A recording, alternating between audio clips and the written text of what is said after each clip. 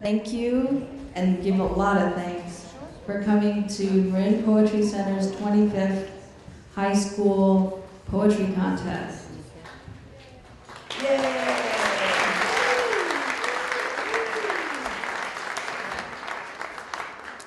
Thank you. First, we should thank Abbott, Chambers, and the Sausalito Library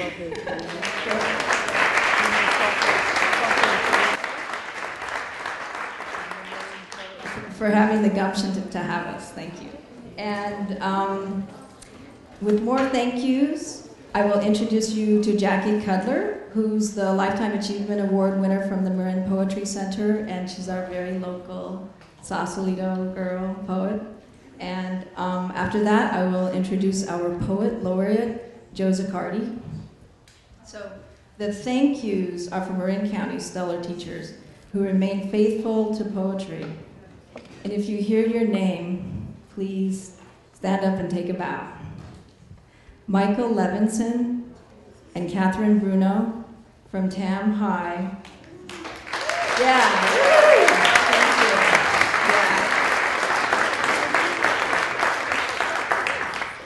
They helped students submit over 300 poems this year. That's just stellar.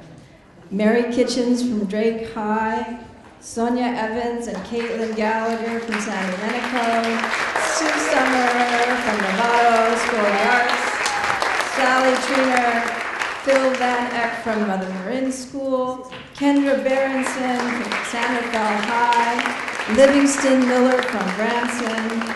We thank you, and we thank every teacher for doing this.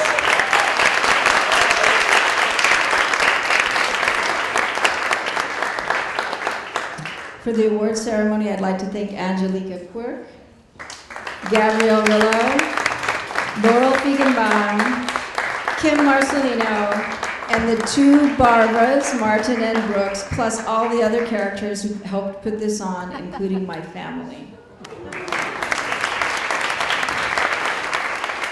I'm just going to say, don't leave without me, okay? So now I'd like to introduce you to Sausalito's very own Jackie Cutler, Npcs Lifetime Achievement Award winner, helped found the North Bay School in 1971, taught language arts there until 1982, started teaching at College of Marin in 85. In 1999, she helped found 16 Rivers Press, the poetry publishing collective. Her first collection of poetry, The Sacred Precinct, was published in 2004. Easing into Dark, her second volume, came out in 2012. Welcome, Jackie.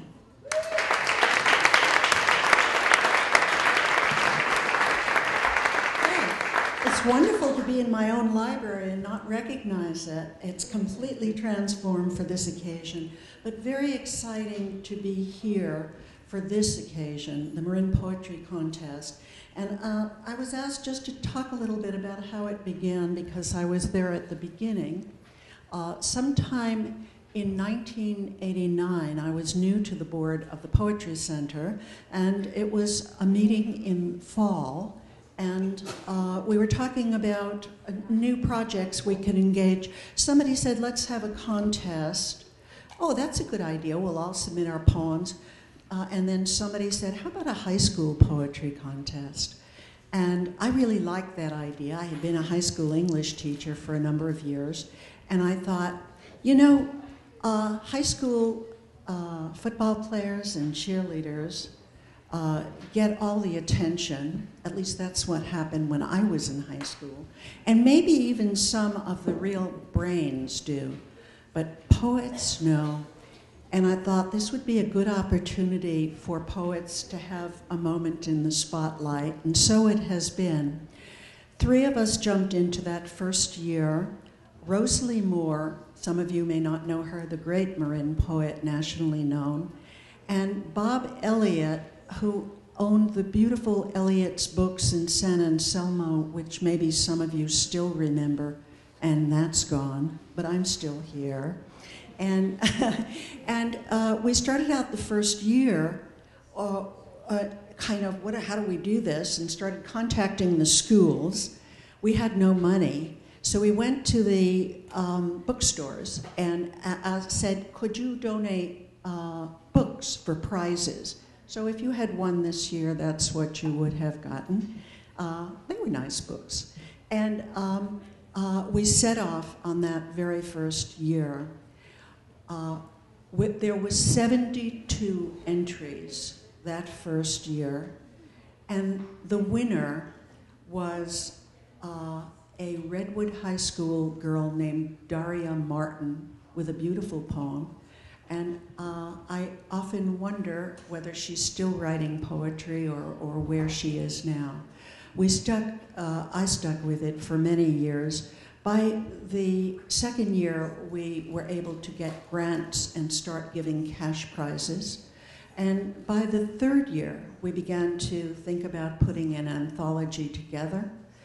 This is the first anthology of the poetry contest. And when we did that, one of our wonderful board members named Clyde Childress, who had his own little graphics printing outfit, said, oh, I can put that together. And so he did for the next few years, which is why after he passed away, the first prize, I believe, is still called the Clyde Childress Award for Poetry. And so having looked at the past, I want to take you to the future now, which is you.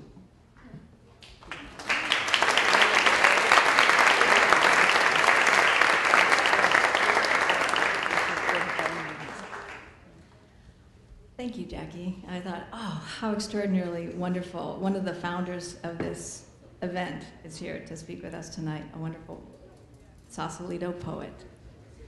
So Marin's poet laureate currently, Joe Zacardi, was born in Newark, has lived in Fairfax since 1987. His publications include Vents, Render, and the 9 Gradations of Light. He was recently the editor of the Marin Poetry Center anthology and is now in his second year as poet laureate of Marin County. Welcome, Joe.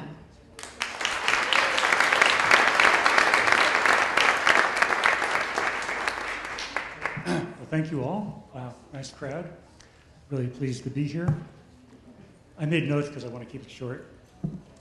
I'm pleased really to be here to listen to these young poets read. They're remarkable and evocative poetry, and I mean that from the heart. I got this packet of, or a manila envelope of poems. It was probably this thick, and I opened it and there was a warning. There's a lot of good poems in here, good luck. And so I got in my reading position, which is my bed, and I opened them up and I started reading. I would read for 10 minutes and then rest for 10 minutes and then read. And I got through 50 poems and I went, everyone was good. Every single poem I read was good. So I picked up the phone. You remember what that is? And I called Carolyn and I got her answering machine and I said, you weren't kidding. This is going to be hard. But it really is an honor to have done that. And let's see. What impressed me most during the selection process was the high degree of social consciousness and the originality of language. And I was impressed with that last year, but this year it's even more, it's even grown. I suspect there's some of the same poets are here from last year also. Now without further delay, let's all sit back and enjoy the voices of a new age and a new generation for positive change. Thank you.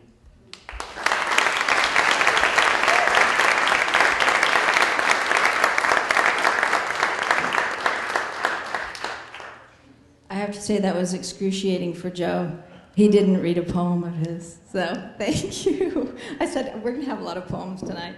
And now with the honorable mentions and winners going last, our poets will be reading in the order of the anthology generally, but those are the students that have other places to go, people to see, performances to put on, might change the order a little bit. I've asked them to let you know in which page their poem appears, so you can follow along. Thank you. My poem is titled False Love, Sonnet 1. My name is Emma Cormia, and I'm on page 19. I tire of praying to these people's gods. swallowing pills and borrowing false highs. We have become vines of roses at odds, bloomed, unbloomed, struggling to establish ties.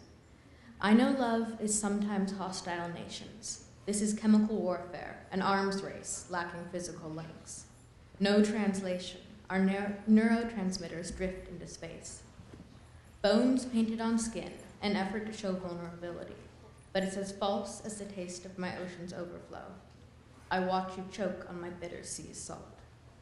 If there's significance in this movement, I cannot know it. I'm hardly fluent.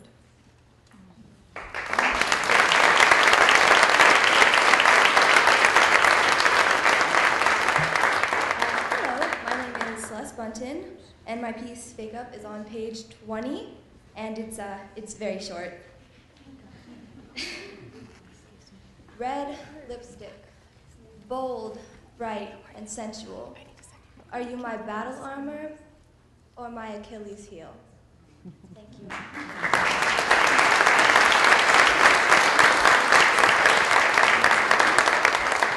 Excuse my hand.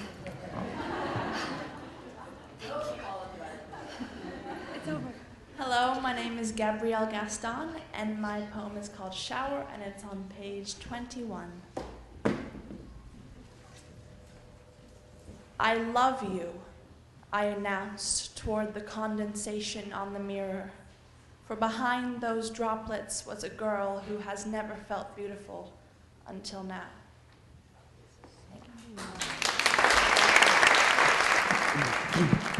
My poem is called The Eagle. My name is Charles Kremels, and it's on page 23.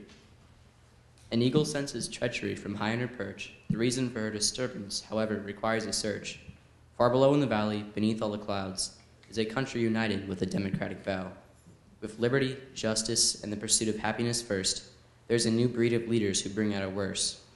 They converse at a place known as Capitol Hill, for a spot in this office they are willing to kill.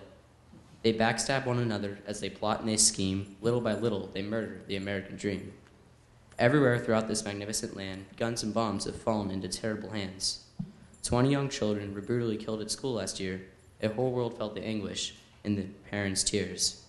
Sadly, this painful news is anything but new. A shooting occurs every week or two. The eagle slowly raises her head to the sky, and in an instant she jumps, and through the cool air she flies. She is not a coward, but this she cannot stand. America to her is no longer the promised land. She will return to us when we make it right, yet until that day, the eagle will remain in flight.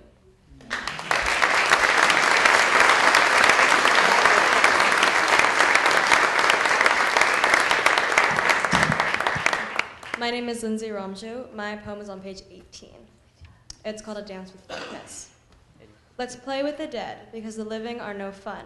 Let's dance and tremble until the days are done.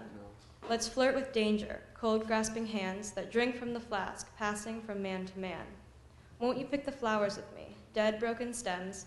Won't you lift the ground with rusted shears that cut down pretend? Won't you dance with darkness until you fall to your knees, black bones that split, listen to the cacophonous melodies. Let the darkness stir around you, twist the flowers through your hair, nimble feet that trip and kick fall through skirts that twist with flair. Let your soul run away, try to retrieve it if you can. A dance bound to darkness is an orchestration of desolate demands. Thank you.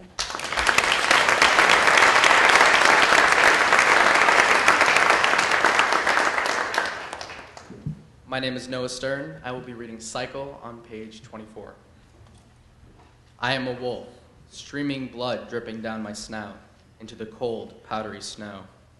I am a cheetah waiting to pounce on a zebra. Strong and fearless, but not unkind. I do what I must. I am the four seasons. I am the shivers you get before you jump down into the abyss of the lake. I am the dark before the dawn. I am the beginning. I am the fat lady. I have not yet sung.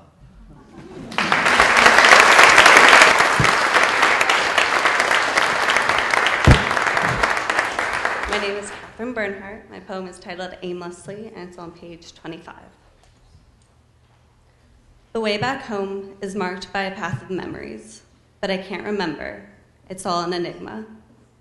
They say home is where the heart is, but I lost my heart, and I'm just trying to find it.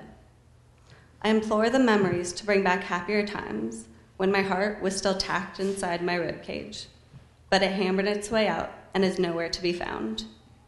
I can recollect the past, but it's all time and places. There is no meaning to life without heart. If home is where the heart is, then I'm homeless, wandering aimlessly, waiting for heart to find me, because the desire to find it has left me. Looking for a home means looking for something to get attached to, something that I will come to love and depend on. Fallacious ideas will get planted in my head, but that's just it. I know they're deceptive. I'm better off alone, because then I don't have to get attached, and nothing can hurt me.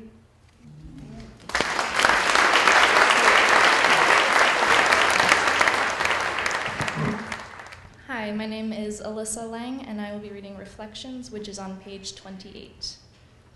Some days I look in the mirror, and someone unexpected peers back. I don't know her, but I hope to. She's all energy and sparkling eyes, a smile like lightning, bright fire on a gloomy day. She's unknown, undiscovered, and unseen, but I've glimpsed her before in fleeting moments of confidence, and I want nothing more than to see her again. Some days I look in the mirror, and all I see is imperfection. The bags under her eyes, the blemishes, the bit lips. I see the frantic weight of stress and exhaustion in every line and crease of her forehead. All she wants is a decent night's sleep and a good cry, but if she lets things shake apart like they are wont to do, she could never pick up all the pieces. Some days I look in the mirror, and I think, what makes her get up every day? It would be so much easier to stay in bed, to give up. Lifting her toothbrush never felt as momentous a task as on the mornings when she struggles to summon the energy she needs to rise up from the deep. Finding the courage to switch slippers for shoes is the hardest thing in the world those days, but she knows that the only thing to do when life gives her 100 reasons to cry is to show the world that she has 1,000 reasons to smile. Some days when I look in the mirror, I see nothing but my own reflection gazing back, and I know this girl, she won't give up.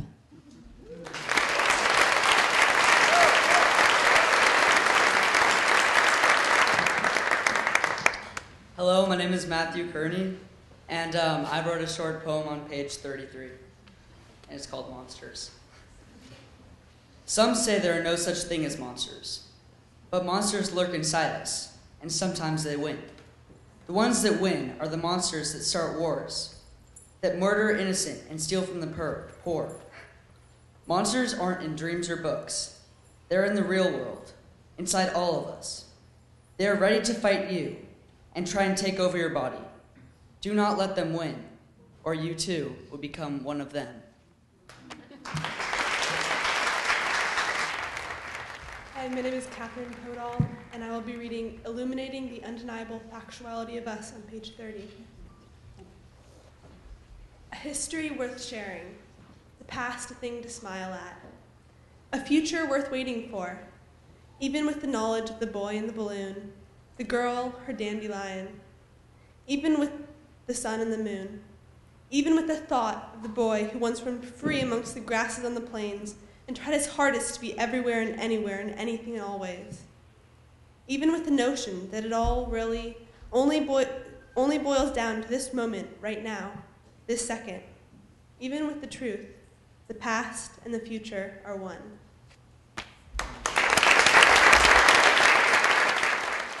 Hi, my name is Sophia Wildvine. I will be reading Addiction on page 73. Her quivering, fragile fingers snapped at the moss-colored paper bills with the surprising force, intensity, violence of an eagle snapping at its prey. She grasped the damp, crumpled paper like an egret with a fish that does not want to be swallowed, as if the paper would escape her frail fingertips. I watched her hand over the soggy brown paper bag ever so slowly, clamping the money tighter in her other hand. She never took her eyes off the bleach-stained hoodie slumped in the corner. Hoodie curled his fingers around the bag, pulled away slowly, shuffled across the shining street. It was the time of morning when the sky is confused, hovering between the light and the dark. She glanced up at the red octagon, cocking her head to the side like a newborn bluebird. Squinting her sky-gray eyes, the sign not to tattletale. The more they wanted it, the more they longed not to crave it. Thank you. Hi, my name is Kimberly Vela, and my poem, In This Life, is on page 38. Hard to live, and it's not easy to be who you are. Make it through with as little effort as you can. You shouldn't be getting caught up in things like flowers and sunshine. Always get a spot ahead of everyone you can get ahead of. Don't focus on earning people's laughter and happiness. Always enjoy putting yourself ahead of others. It's never right being you. You should focus on just yourself, opposed to making the world a better place. You should think about it. You should think about it. Making the world a better place, opposed to just yourself. You should focus on being you. It's never right putting yourself ahead of others. Always enjoy people's laughter and happiness. Don't focus on earning a spot ahead of everyone you can get ahead of. Always get caught up in things like flowers and sunshine. You shouldn't be getting through with as little effort as you can. Make it easy to be who you are, and it's not hard to live. Thank you. Hi, my name is Benjamin Spendolf, and I wrote a poem called Irony on page 39. You talk about global warming in a car. You say how much you love rain under an umbrella. You say the wind inspires you while closing a window. You write loves to be outside on your resume while watching Netflix and eating chips. You say that's racist to a friend who cracked a racist joke, but you still laugh.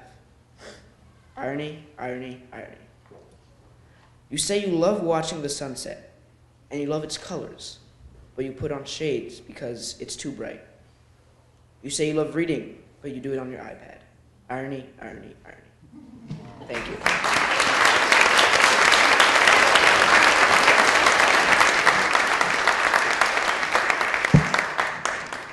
Hi, my name is Olivia Harband, and I'll be reading Final Escape on page 46. Once in a while, the only answer is boarding a train to a place you've never heard of. It's dangerously beautiful, and it's also exhilarating. Because who knows, or even cares, where you end up? As you board, you smell a last night's whiskey on the ticket collector's breath. You see the crushed velvet love seats that surround white marble coffee tables with copper veins, that grasp champagne flutes bursting with tiny golden pearls. You lounge on a love seat, drinking champagne and pouting your lipstick-stained lips, looking like an ad torn out of Italian Vogue.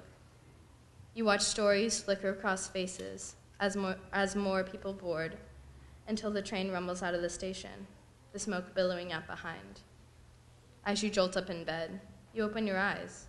You realize that you're all alone, and there's no train. You've always been alone, and you're still trying to escape from everything you never had. Thank you. Hi, my name's Anna Murray, and my poem, My Grandfather, is on page 47. Passion leaks from the bones of his body, like water drips from a faucet. He pours upon others countless buckets of love, like rain during a torrential storm. He possesses a character so true and real, as pure as the world's finest lakes. It is rare to find a pearl as shiny as he in an ocean so polluted. Thank you. Hello, my name is Samantha Stilson, and I will be reading my poem Storms on page 48. It's raining outside, so we stayed in. The moths had found the blanket first and left it in slender shreds. When thunder clashed down around us, we shook each time. I don't care that you're afraid of the dark, because I am too. But if you hold my hand, I'll hold yours, and I promise we'll make it till morning.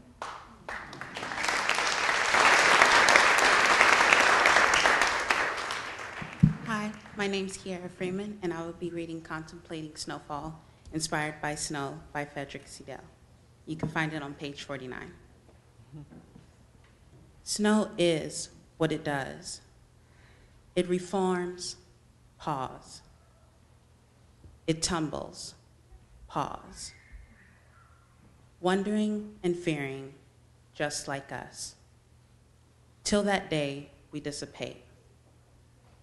We are not much different from one another, as none would say.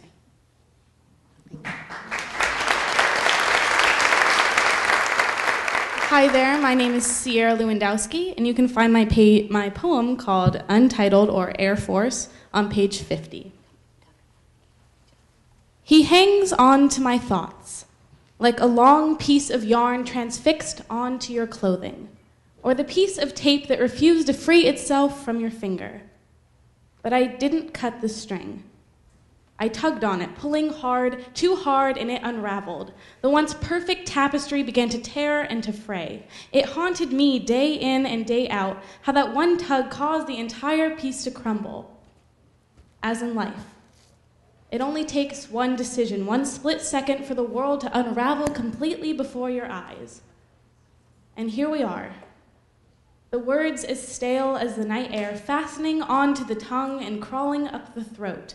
Our bodies residing in the dirt of the earth, nestled into the crevices of the path. The simple spoken words and the deepened still of the silent lips. Our only witness the stars and only judgment the moon. I could sit and stare for hours, as the chill visited every ounce of my body, tickling and playing, as the wind raced through the burned brambles. The clarity of the sky, the simplicity of the thoughts, the depth of the sky, the complication of the words.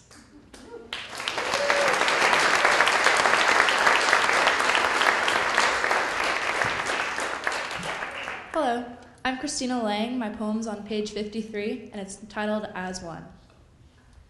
Sometimes it seems as though I came with two right hands, frozen fingers locked together since birth. I think we began as harmonizing heartbeats, counting life as it stumbled past alone. Our bones taught us to rewrite equations, to make skeletal suggestions stand unseen, and the memory of where you start and where I stop fades as our bodies begin to thaw. Thank you.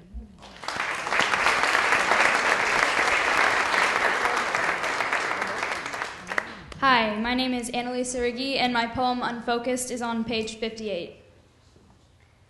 We sit on the edge of our chairs, not really sitting. We are floating, bouncing around like atoms, ricocheting off one another. Our voices fill the air, rising louder and louder like a desperate cry for freedom. Our papers lay blank on cold desks like concrete blocks weighing us down. Because as we look outside, the clouds taunt us, dripping with moisture. We know that if we do not go outside right now, they will split open and dump frigid drops all over our after-school plans. A gray-haired killjoy stands in front, calling to us, pleading with us to pay attention. But you see, we know that if we do not focus, we will get the job done. So we sit on the edge of our seats, not really sitting, we are sinking.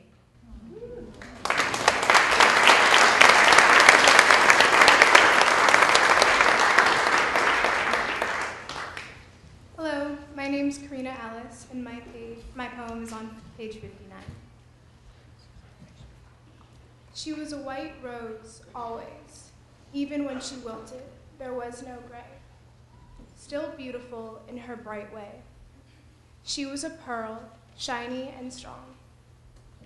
A glistening gleam that lasted so long. If snow could be warm, then that was her too. A sparkle that would never melt, despite what the sun could do. She will never die, never stir. We will all remember her. Thank you.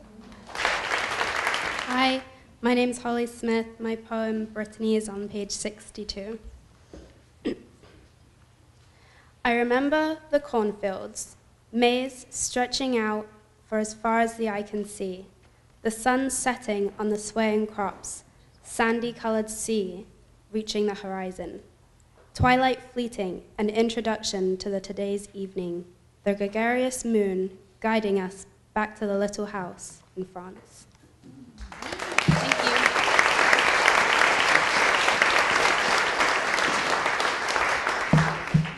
I'm Sam Spiegelman, and my poem is on page 63, titled Ski Jump. There it is, white as a dove, the ski jump. As I speed toward it, I become nervous, but it's too late to back out now. I crouch, and at the last second, push off. Taking to the air, I congratulate myself on my perfect timing. Now for my routine. I focus all my thoughts on the trick. Cross skis, spin 540 degrees. Uncross skis, and land backwards on the grind. Spin 180 degrees, facing forward, slide off the grind, smooth as butter under my feet. As I land, white tendrils of snow reach out from under my skis, like fireworks shooting into a blue sky, and then falling to the ground.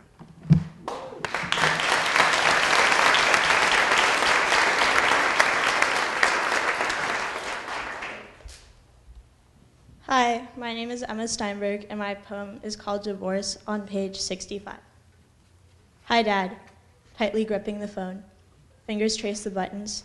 Thoughts racing. Time lost. 6:22, 6:23. Grasping at anything to say. 6:24. Last month merged into my mind. Why can't we sit outside like last month? Toss a tennis ball in there? Watch the fluorescent green ball form a glowing light as it hits the sun? What to say? He aimlessly talks.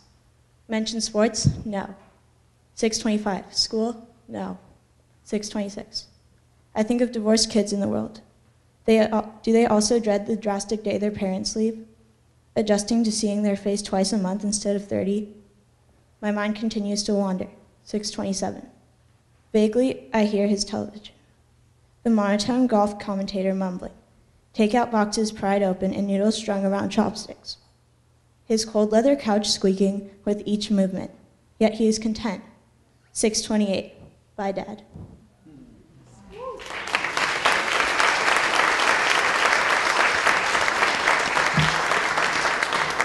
Hi, I'm Emma Grenier-Selvig, and I'm going to be reading We Are All Storybooks on page 66. Every line on your hand, each scribbly blue vein, each broken fingernail, each frizzy strand of hair, uniquely crafted just for you. Every scraped knee or bloody elbow, each freckle or birthmark, brands you as who you are.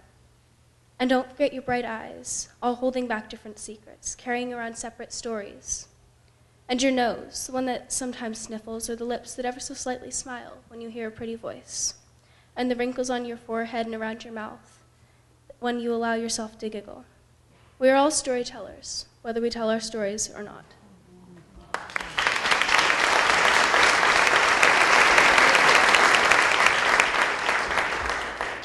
Hi, my name is Arya Schwartz, and my poem, entitled My Muse is on Vacation, is on page 67. Today has been a story ripped right from the pages of the Odyssey. Not because of the heroic journey, but because it has taken me 10 years to write one poem. Where has my muse gone? Taken a vacation, boarded a flight from the right side of my brain to the left, where the weather forecast is a creative dry spell. Now, I try to paint with my words, but can't find my brush, only an eraser. I try to cough up an emotion, but my voice is caught in my throat. Feelings are the glasses that help me see. Frustration fogs the lenses, preventing you from where you need to be. Oh, muse, please, it's time to come back. My final's tomorrow, so cut me some slack. Thank you.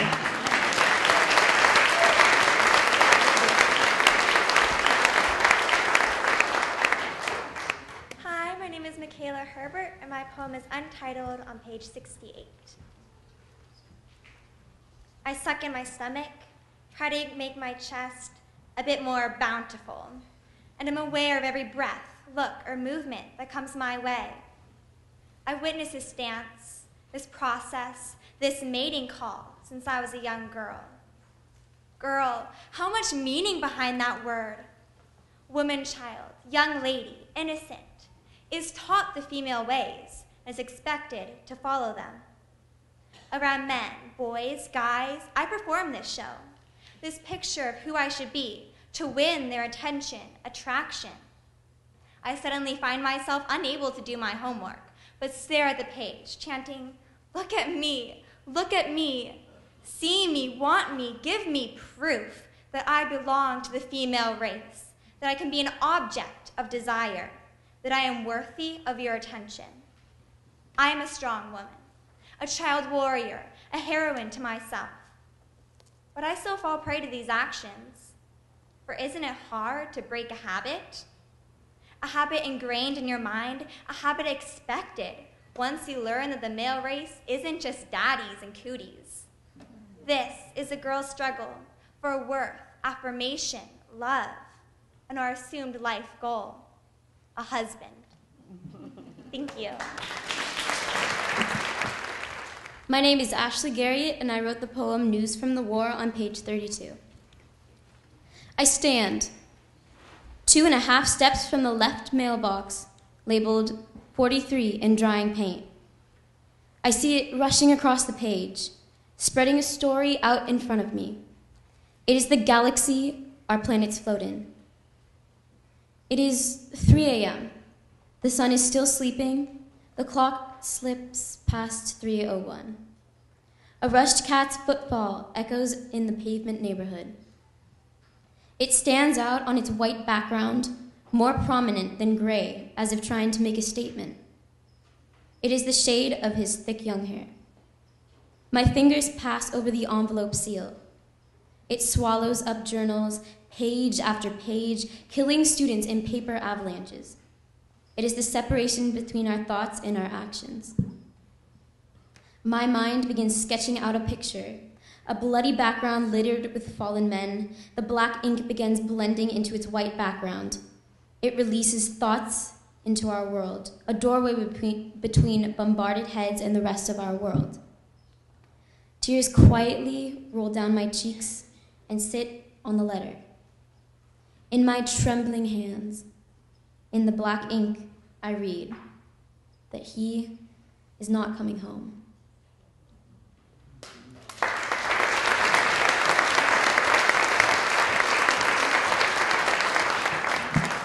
Hello, my name is Ember Brightwood, and I was lucky enough to get my poem Lightning published in this awesome book.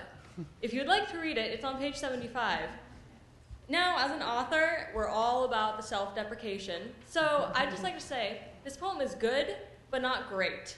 So, rather than reading something half-heartedly, I've decided to read something I'm a little bit more passionate about. So, without further ado, this is my unpublished poem, Memories. You walk through the sand, breathing in the spray, humming a long-forgotten tune, while the ivory horses gallop in the waves. You dig your toes into the cold, rough sand, as the tide erodes it around you, pulling it from under you, even as you cling to each vanishing grain. You inhale. Icy air burns its way into your lungs, the vast expanse of rippling silver, whose depths conceal infinite loneliness, stretches out to fade into the cold, gray sky. You turn to face the way you have come, and the way you must go. Both ways hold perfect serenity, unbreached by the footprints you thought you left. Nothing is forever. Even the footprints of greatness must fade.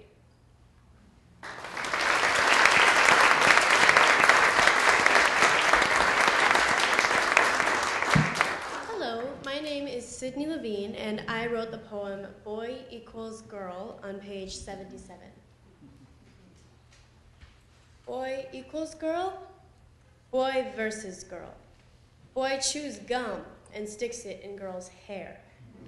Boy takes her teddy bear. Boy offers girl a Lego. Girl takes the Lego. Society says no. Legos are only for boys. Here's Barbie. Girl takes Barbie and learns to like her, but all she really wanted were Legos. Boy becomes interested in girl's Barbie. Society tells him, Barbie is for girls. Play with Legos. Boy learns to tolerate Legos, but all he really wanted was to play with Barbie. Boy does not equal girl. Boy plus girl minus girl. The answer is boy, only boy. Girl is the remainder, the decimal point, the part of the equation disregarded because it is too much work. Boy plus girl, self-concept squared. There are two of him, but with which one does boy identify? Is it boy, or is it actually girl? Boy plus girl to the square root of transgender, cisgender, agender, homosexual, heterosexual, bisexual. Boy plus boy, girl plus girl plus boy. Is there a right answer? Boy versus girl, boy against girl, boy over girl. When will equality be the right answer?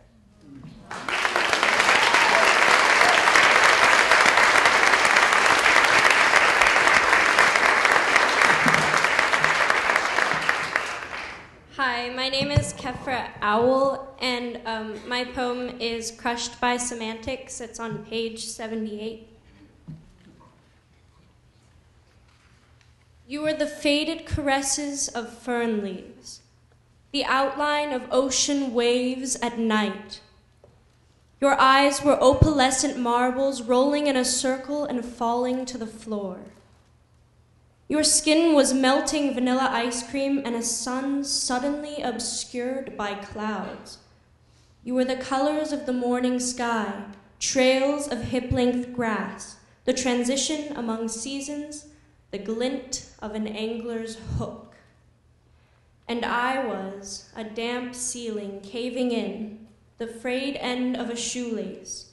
My eyes were the wreckage of a hurricane, the remnants of a bonfire. My skin was disturbed salt flats and hallways made of useless trinkets. I was the unnoticed root that stuck up from the ground, the promise of disappointment, the transitions among unwanted emotions, the squashed spider under your shoe who was in the wrong place at the wrong time.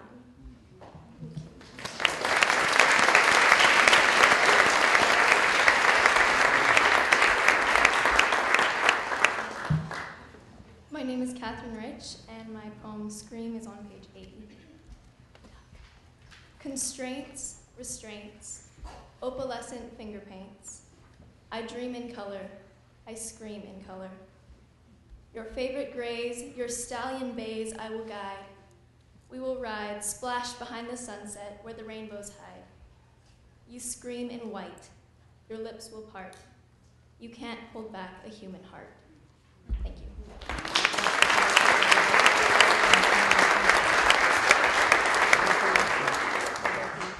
Hello everyone, my name is Rachel Zilberg.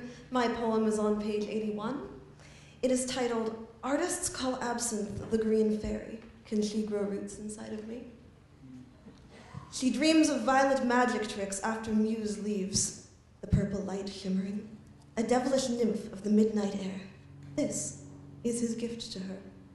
Her eyes claw upwards in a haze of rapture, convinced she could grasp the sun in her small fingers. She thinks her pupils are teeth. She bites without ingesting. When she stands, she is Frankenstein rising from the table. By creating, she is created. The muse is life. Teasing, taunting, hypnotizing, winking like a schoolgirl swishing her short skirt, like a princess of the open seas flicking her tail before dancing into inky depths. Watching this, purity leaves her high like magic. Dazed needles, pulsing lights, she is left breathless, eyes, fluttering fingers, stammering hips, paralyzed. Monster melts to land. It is not until she collapses through peeling white hinges into shivering stranger sheets that her spine is goose flesh. She remembers how much blue fingers hurt to bend at the knuckles, how much a red nose runs when it thaws. The night reduces her to quakes and cries, to dark alone, to power stripped away like skin off bleeding muscles. She tries to recall the glow of the light, the way she forgot she had a body. She will shed this sobriety and beg her harbinger of dreams to bed. Her soul will feed blindly, ravenously, from lead-tipped open palms, pretending her heart beats red blood instead of apathy, not wanting to know whether too much euphoria spent immobile makes her a corpse.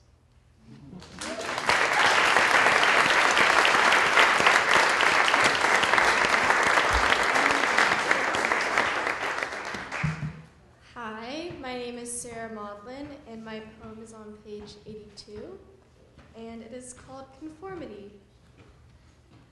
A spoonful of medicine helps the sugar go down, and certain as the sun rising in the west, nothing ever happens for a reason. But when God closes a window, he usually remembers to lock the door. But a little birdie died before it could tell me that the damsel was distressed because she failed to save the prince. And the rooster crowed mournfully at the setting sun, but all's well that ends.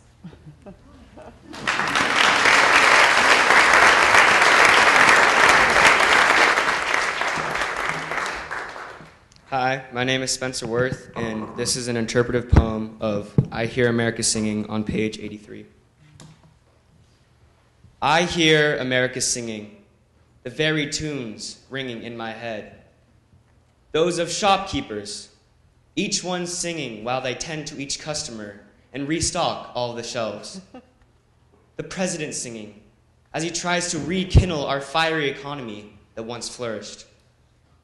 The architects singing as they build their buildings higher into the sky, pushing the limits of modern technology. The weary single mother singing as she tries to put food on the table for a mewling newborn.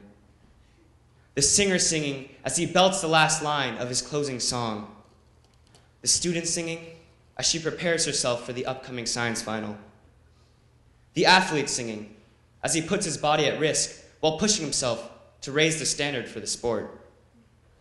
The doctors around the world singing theirs as they ensure the good health of millions. The chilled singing of lawyers as they hurl facts at each other, arguing over the right and wrong. The police, men and women singing as they put their bodies in the face of danger to keep the population safe. Singing with open mouths their strong, melodious songs. Thank you.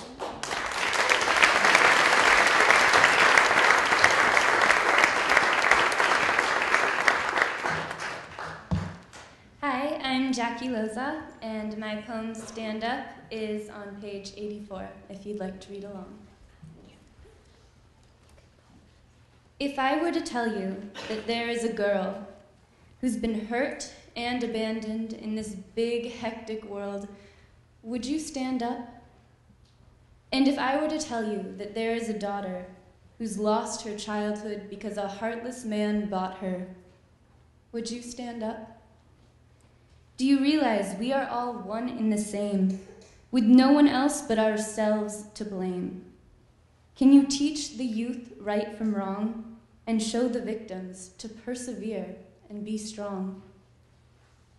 If I were to tell you that there was a child who wasn't fed because his parents couldn't work and they couldn't afford a slice of bread, would you stand up? Do you realize you can be the beginning? Show the world this is worth winning.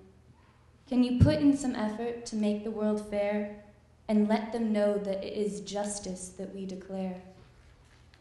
If I were to tell you that there is a boy who was mistreated by another and simply used as a toy, would you stand up?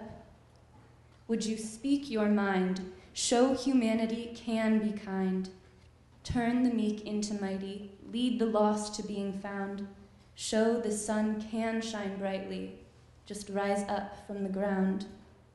We can stand up for the innocent, look up from our balcony. We are our own instrument. Let's work together in harmony. We can stand up.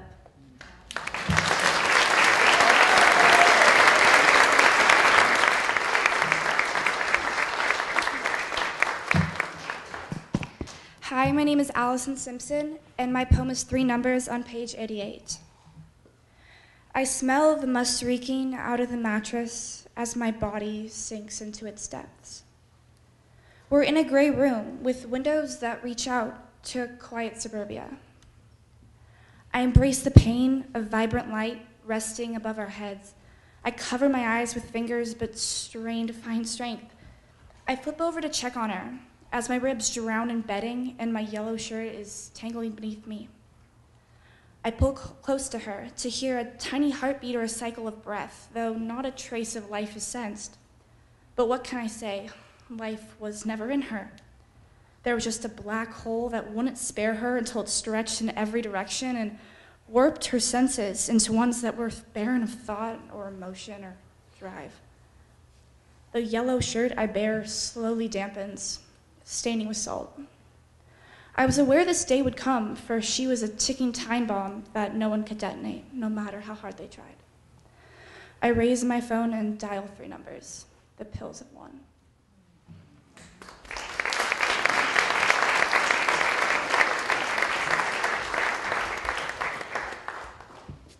Hi, I'm Emma Lima, and my poem is titled Reality on page 91. Was it the sparkle in the sweet swallow's eyes, or the sun swarming through my dreams? Who was the shadow in my reflection, and was his mind in the stars at night? How did the love fall into my hand, and how did it get into my song?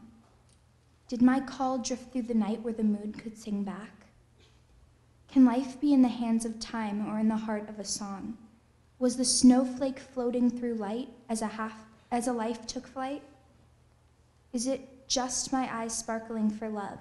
Was it a song of hate or a circle of faith? Thank you.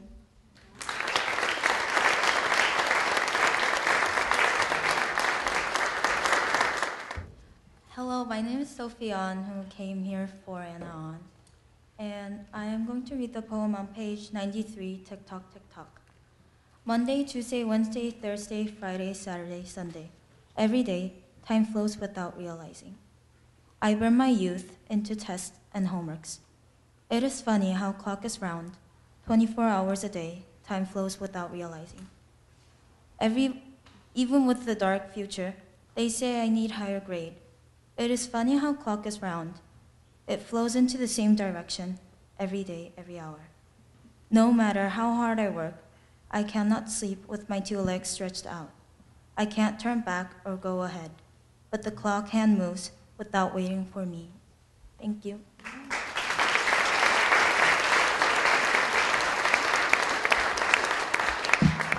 My name is Gabe Weiss, and my poem is Bed Painted Black on page 94, if you wish to read along. In your bed, always aching, weeping when our eyes join. Remember our moments outside the patio, drinking caffeine to our heart's desire. You told me you wish Atlantis were a place to settle and rest your thoughts. Atlantis calls for your ashes. You read me as a book. I wish you could see me grow up, but you can't. Cry, I understand. A grandmother, child of war. Knowing you head to toe, you refused to let go of things. You taught me how to speak softly, never saying a word, insecure of your flaws, wishing you'd had time to deconstruct yourself. Cancer can create a life so delicate, too real. We're all given a life. I remember too much. You were stranded on a bed, not a word spoken. These violent cries across the room bring you and I down. You and I were once children, now you're not here. I appreciate the view leading nowhere. You'd look down with me, constantly forgetting to mention. I thought everything was analyzed. Nothing came from my mouth to cover up this hopeless body I called my home. A grandmother was the gift, chasing the sky, brings me back to your porch when I was 7 years old, running back and forth towards you again, the nearest kindness I could find. I can't help but accept the fact that my sensitivity is worn on my body and my heart. I refuse to get out of my head. You and I understood. We felt too deeply to understand these surroundings. I remain on my feet with your gentle touch, sweeping away these things that hold me back. I'll light these dictionaries that have the definition of disease on fire. Thank you.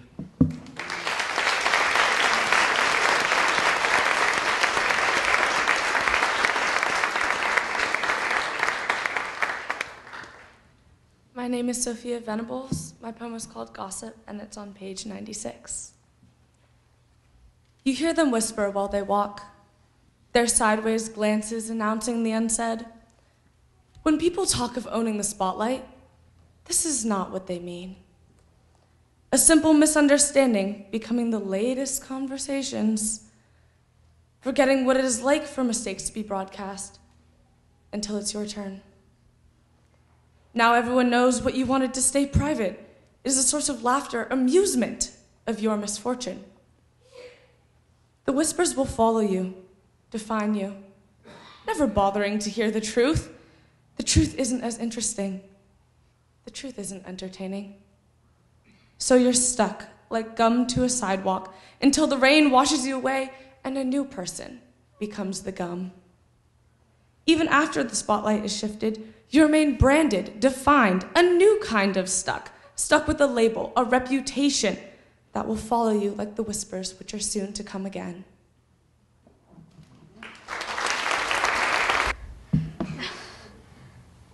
My poem is called The Boy That Couldn't on page 111. A boy woke up, just 13 years old. He brushed his teeth just like he was told. He rushed to the door and grabbed his books, sad and depressed as he looks. At the bus stop, 2 kids stand over and tall, pecking at him because he was helpless and small.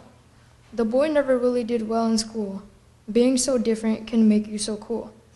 At breaks, he would just sit all alone, wishing his parents would come take him home. At lunch, they poured milk on his head. He walked to the office with his heart filled with dread. Papers would be thrown at him on the bus home from school. He knew that tomorrow they'd be just as cruel. So that night, he said goodnight to his mother, kissed his dad, and tucked in his little brother. He put on his shoes and walked through the night until his skill crept into sight. He grabbed onto the rope and said his goodbye, for it was then he knew he wanted to die. So he took just one step, and down he fell. He hung right there and wanted to tell.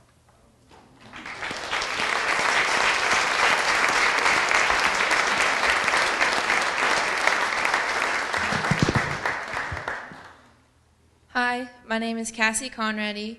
My poem, Angst, is found on page 112. Self-image kills. Gaze longingly in the mirror. Repulsive. Disgust at the reflection. Who has corrupted my brain? Love handles bulging, thick thighs thundering. There is no beauty from my view. Take this pill. Try this new diet. They attack me from all sides. Get skinny. Lose weight. You can't be satisfied looking so fat. Self-esteem plummets into tunnels of despise. Thick fog settles, hazing real beauty. Summer beckons insecurities buried within. Don't let it hang out. Suck it in. My conscience tears me down with hatred, clawing at my sanity.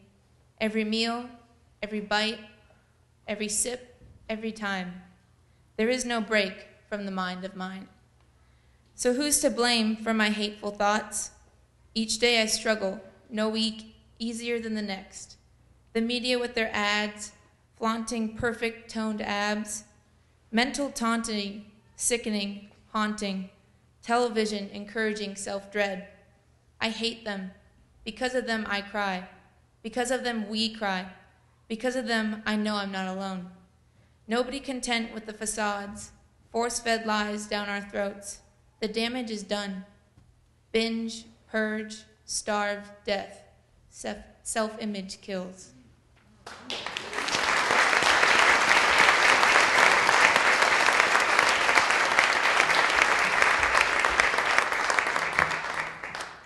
Hi, my name is Tessa King, and my poem Killers can be found on page 16. I hide away Band-Aids prepared for skinned knees, frozen peas for swollen lips, and blood painting my nails. Rip away pieces until I tear apart, slice freckles from my skin, scar up my cuts, picking away at imperfection, dunk my head with poison and hide my face through war paint. Hold myself together with strangled lace, vicious wires holding speech in place, suck in, hold breath, and forget the sounds of beating hearts. Thank you.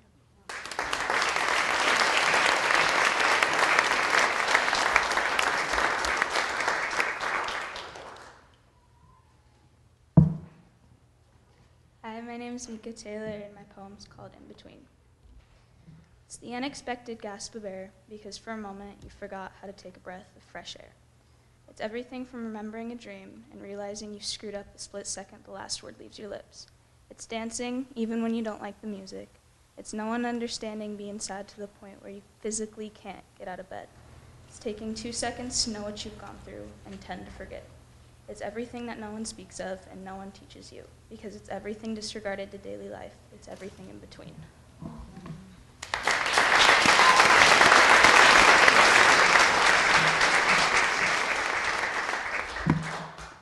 Hi, my name is Sonia Sondheim, and my poem is Why We Create. It's on page 114. We believe we are stable. We believe we are set in this world, this galaxy, this universe. But we are as set as flower petals in wind, as still as the ocean's waves.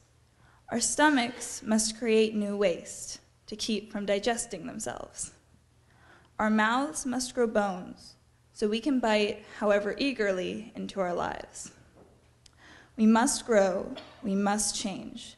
The giant body of our world must keep creating, or else it might digest itself, get lost in the hollow darkness. We fear this. We fear becoming nothing in an infinite mysterious space. We fear becoming as unknown as the stars. So we create monuments, cities, paintings, books, stories to be told and retold, tales of high fiction. We build things and make things so we can be remembered, never forgotten or left behind. We delude ourselves, believe that when the sun burns up and the world goes dark, that the tall towns and small equations will be remembered. We convince ourselves, never forgotten, never forgotten, never forgotten. But they will be.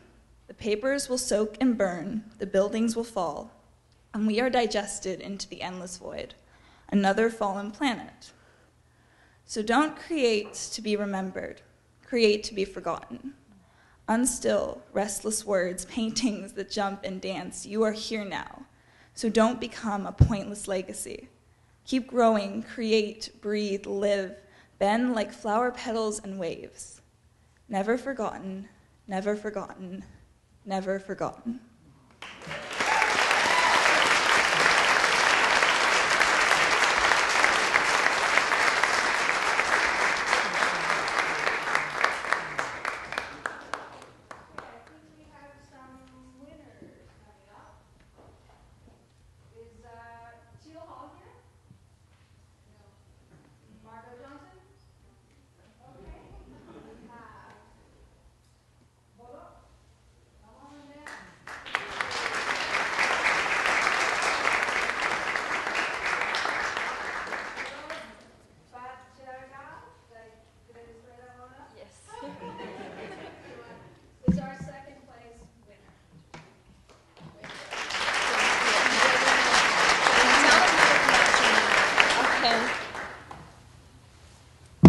Hello, my name is Butler Pastoral. My title of poem is Me. I am anonymous. I am 8 years old. I am a student, a sister, a daughter, a friend, and half of time. I don't know what people want of me.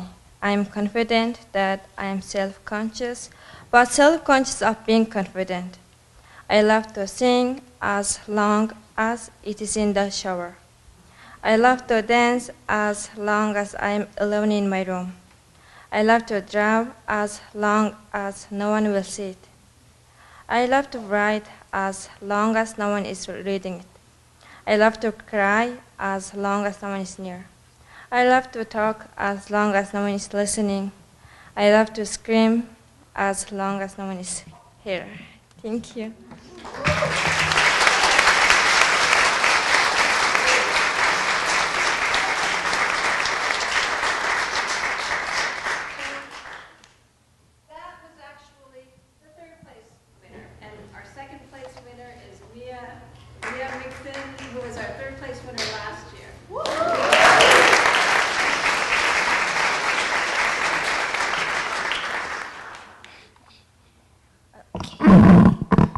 Okay.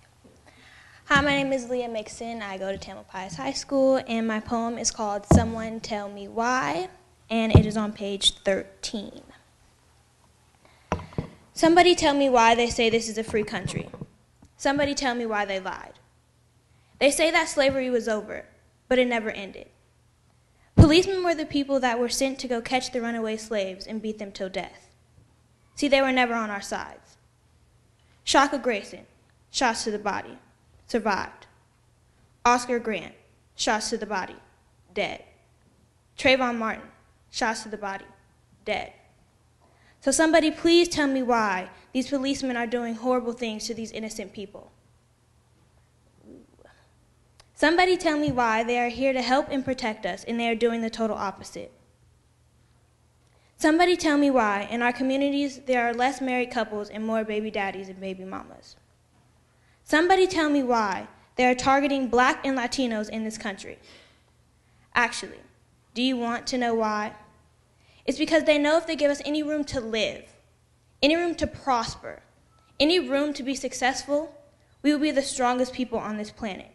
That's why they put us under oppression. That's why we have the highest incarceration rates.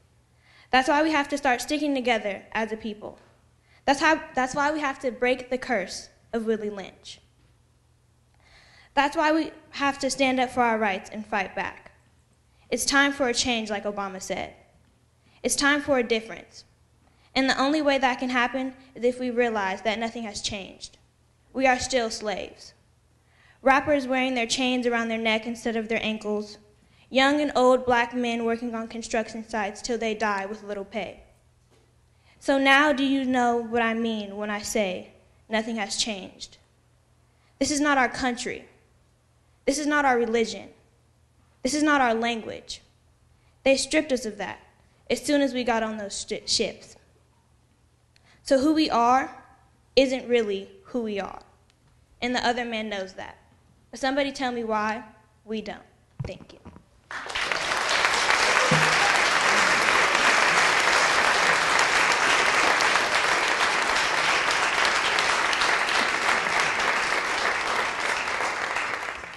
Here we have our first place winner, Victor Liu.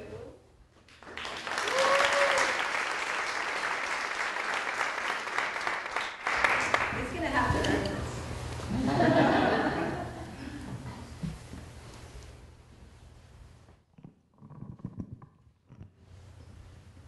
Hello, my name is Victor Liu, and my poem is entitled Escape of the Caged Symbols, to show us our hearts came broken to begin with.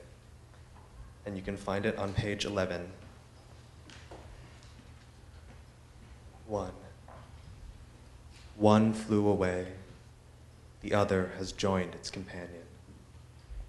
Rising twin shadows hearkened by our loveless simian shapes, swollen and overripe with waiting.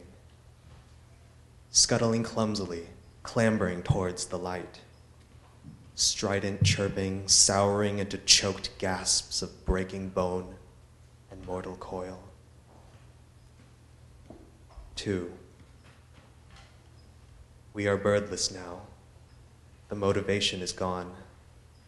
Dispossessed of the metaphor, for it could not behold that which was not real, free of cruel wires, forged with artifice, which ensconced our validation, an equivocal oath of eternity, perched nigh on ragged breath of night. 3. Small, fragile, lost. Indulge in empty assurances and chance a glance upwards, dear, to see nothing at all for nothing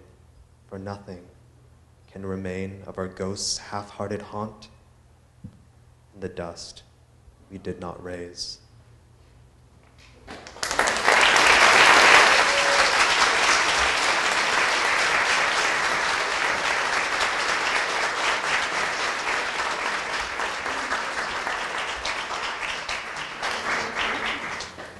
Well deserved.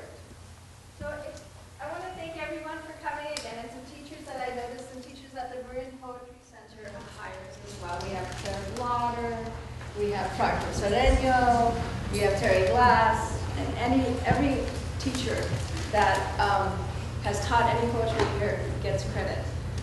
And also the kids get a tremendous amount of credit for the guts, for the courage it takes to speak truth, feelings, fears that lie deep beneath the swirls of our daily lives. And that's what these young people have done for us this year in the anthology. I hope you enjoy.